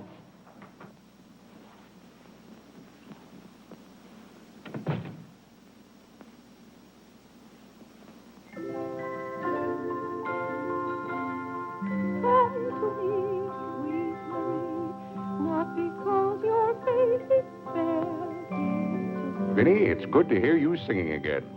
But your smile so pure and sweet makes my happiness complete. Makes me fall at your feet, sweet Marie. Oh, on the way uptown, I stopped in at Tiffany's and bought you a little something. Thought you might like it. Claire, what a beautiful ring. I'm glad if it pleased you. Oh, Claire, how sweet of you. I don't know how to thank you. Well, it's thanks enough for me just to have you up and around again. You know, when you're ill, Vinny, this house is like a tomb. There's no excitement. That's the loveliest ring you ever bought me. Now that I have this, you needn't buy me any more rings. Well, if you don't want any more... What I'd really like now is a nice diamond necklace. Vinny, do you know how much a diamond necklace costs? Yes, I know, Claire, but don't you see, you're giving me this shows I mean a little something to you. Now, a diamond necklace. Good heaven. If you don't know by this time how I feel about you. Well, we've been married for 20 years, and I've loved you every minute of it. What did you say, Claire? I said we've been married for 20 years, and I've loved you every minute of it. But if I have to buy out jewelry stores to prove it, if I haven't shown it to you in my words and actions, I might as well... Well, What have I done now? It's all right, Claire. I'm just so happy. Happy? You said you loved me. And this beautiful ring, that's something else I didn't expect. Oh, Claire, I love surprises. Well, that's another thing I've never understood about you, Vinny. Now, I like to know what to expect. Then I'm prepared to meet it. Yes, I know, Claire, but life would be pretty dull if we always knew what was coming. Well, it's certainly not dull around here. In this house, you never know what's going to hit you tomorrow.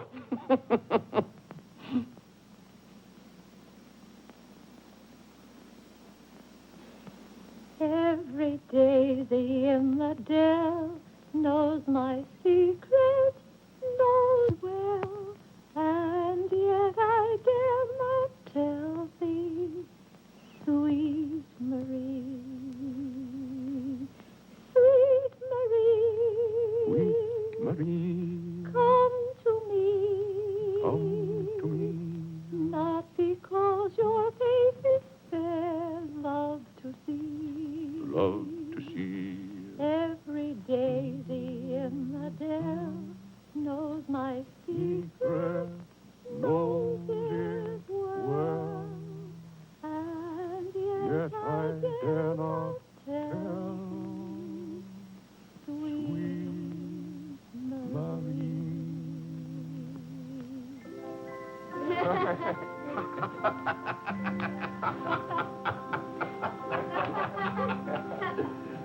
Well, then, Harlan, the very... Who are you? What's your name? Margaret, sir. Can't be Margaret. We've got one Margaret in the house. At home, they call me Maggie, sir. All right, Maggie. If her name's Margaret, that's a good sign. Maybe she'll stay a while. Do you know, boys, your mother used to be just the same about cooks as she is about maids. Never could keep them, for some reason. Well, one day about 14 years ago. Yes, it was right after you were born, John. My, you were a homely baby.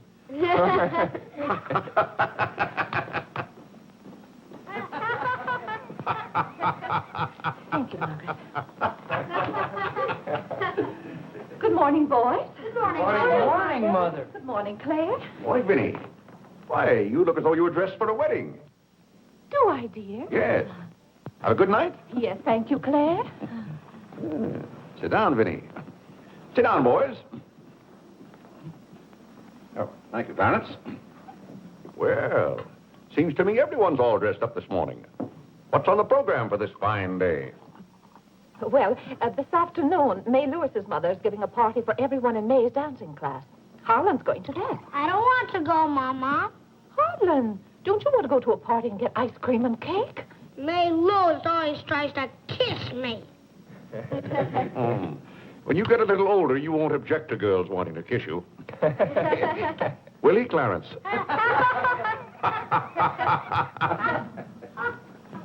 This is for you, Mr. Day. Where shall I put it? Oh, that's for me, I think. Take it upstairs, Maggie. Wait a minute, Maggie. Bring it here. Let's see it. See, it's for me, Father, Clarence Day, Jr. Let me look. Well, that's from McCreary's. And it's marked charge. What is it? Claire, it's all right. It's nothing for you to worry about. Well, at least I think I should know what's being charged to me. What is it? Claire, stop your fussing. It's a new suit of clothes for Clarence, and it isn't costing you a penny. It's marked charge $15. It's costing me $15. And I told Clarence... Claire, can't you take my word? It isn't costing you a penny. I'd like to have you explain why it isn't. Because Clarence took the pug dog back and got the suit instead. Of course. And they'll charge me $15 for the suit. Nonsense, Claire. We gave them the pug dog for the suit, don't you see? Then they'll charge me $15 for the pug dog. But, Claire, they can't. We haven't got the pug dog. We sent that back. Well... But... Well, now, wait a minute, Vinny. The suit... Well, there's something wrong with your reasoning. Well, Claire, I'm surprised at you when you're supposed to be so good at figures. That's perfectly clear to me. Vinny, they're going to charge me for one thing or the other. Don't you let them.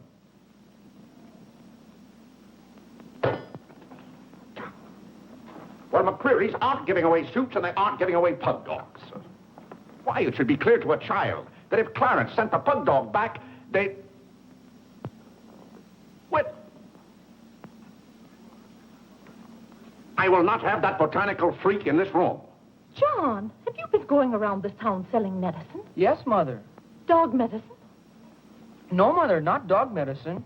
This letter from Mrs. Sprague says you sold her a bottle of this medicine and that her little boy gave some of it to their dog and it killed him. Now she wants $10 from us for a new dog. Here, let me see that letter. Well, he shouldn't have given it to a dog. It's for humans. Why, it's Bartlett's beneficent balm made from a secret formula. Have you been going around among our friends and neighbors selling some patent nostrum? But it's good medicine, Father. I can prove that by Mother. Vinny, what do you know about this? Well, nothing, Claire. But I'm sure John... No, I mean that day Mother was... That's enough. You're going to every house where you sold a bottle of that concoction and buy it all back. But it's $1 a bottle. I don't care how much it is. Here, I'll give you the money now. How many bottles did you sell? 128. 128? Claire, I always told you John would make a good businessman. Young man, you'll have to come down to my office with me. I'll give you the money to buy back that medicine. $128. And $10 more for Mrs. Sprague's dog. That's $138. Thank you, Vinny. But it's all coming out of your allowance. That means that you'll not get another penny until the whole $138 is paid up. I'll be 21 years old. Oh, Gad! What's the matter, Claire? What's wrong?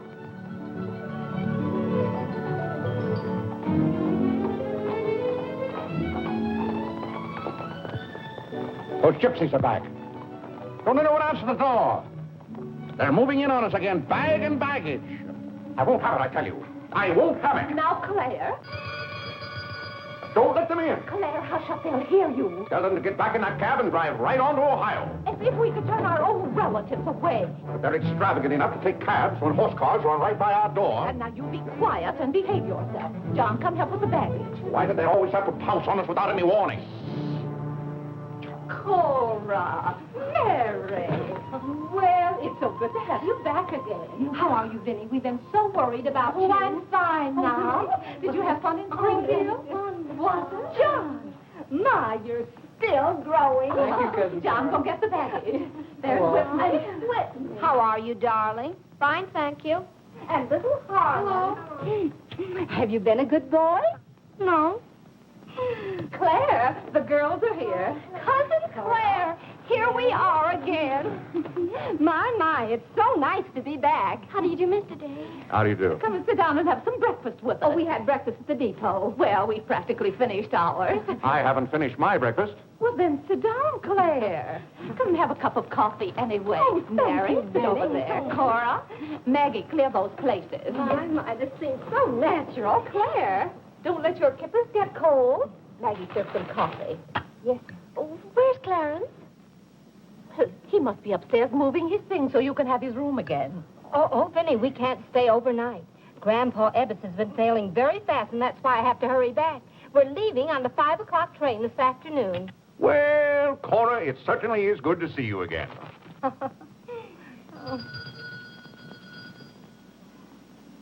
Well, who can that be?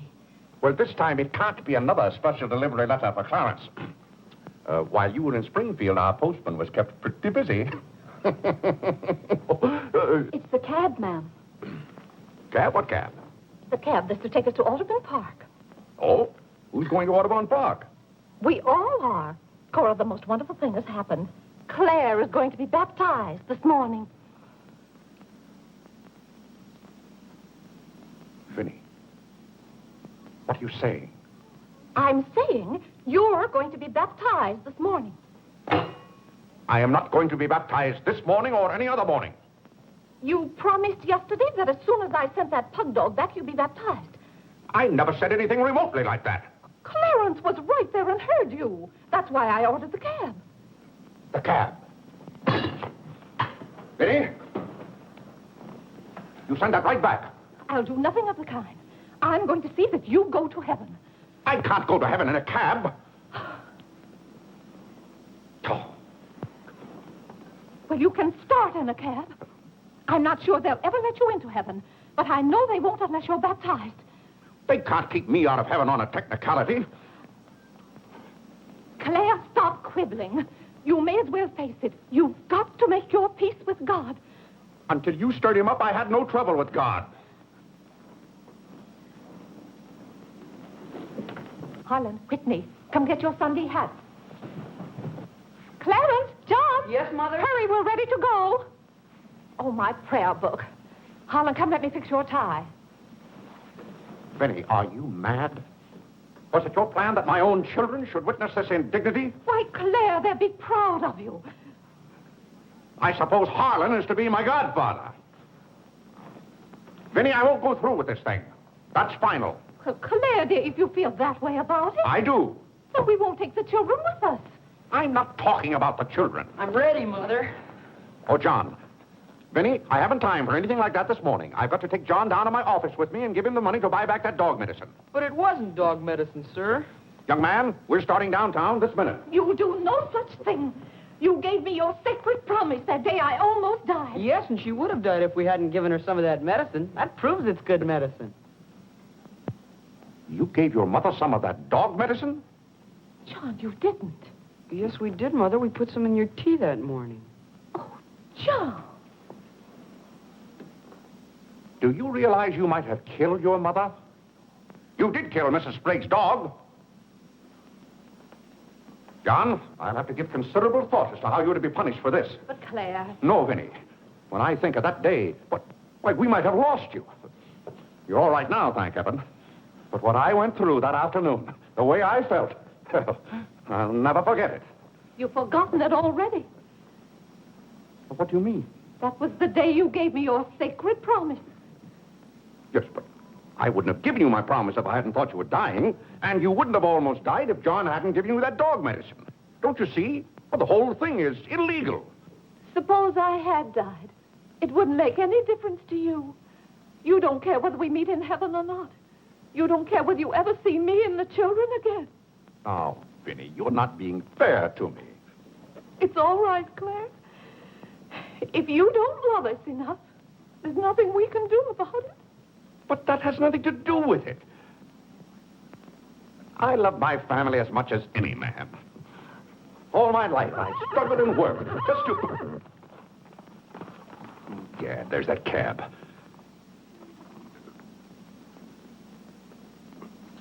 Vinny, you're not well enough to go all the way to Audubon. Oh, I'm well enough if we ride. But that trip would take all morning. And those cabs cost $1 an hour. This is one of their best cabs. This costs $2 an hour. Well, then why aren't you ready? Get your hat on. Oh, tarnation! Hallelujah! Amen! Young lady, if it hadn't been for you, no one would have known whether I was baptized or not.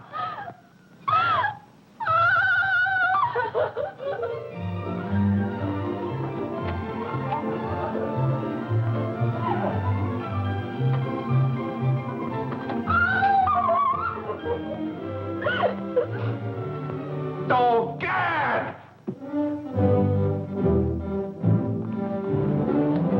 Good morning, Mr. Day. You're going to the office? No. I'm going to be baptized.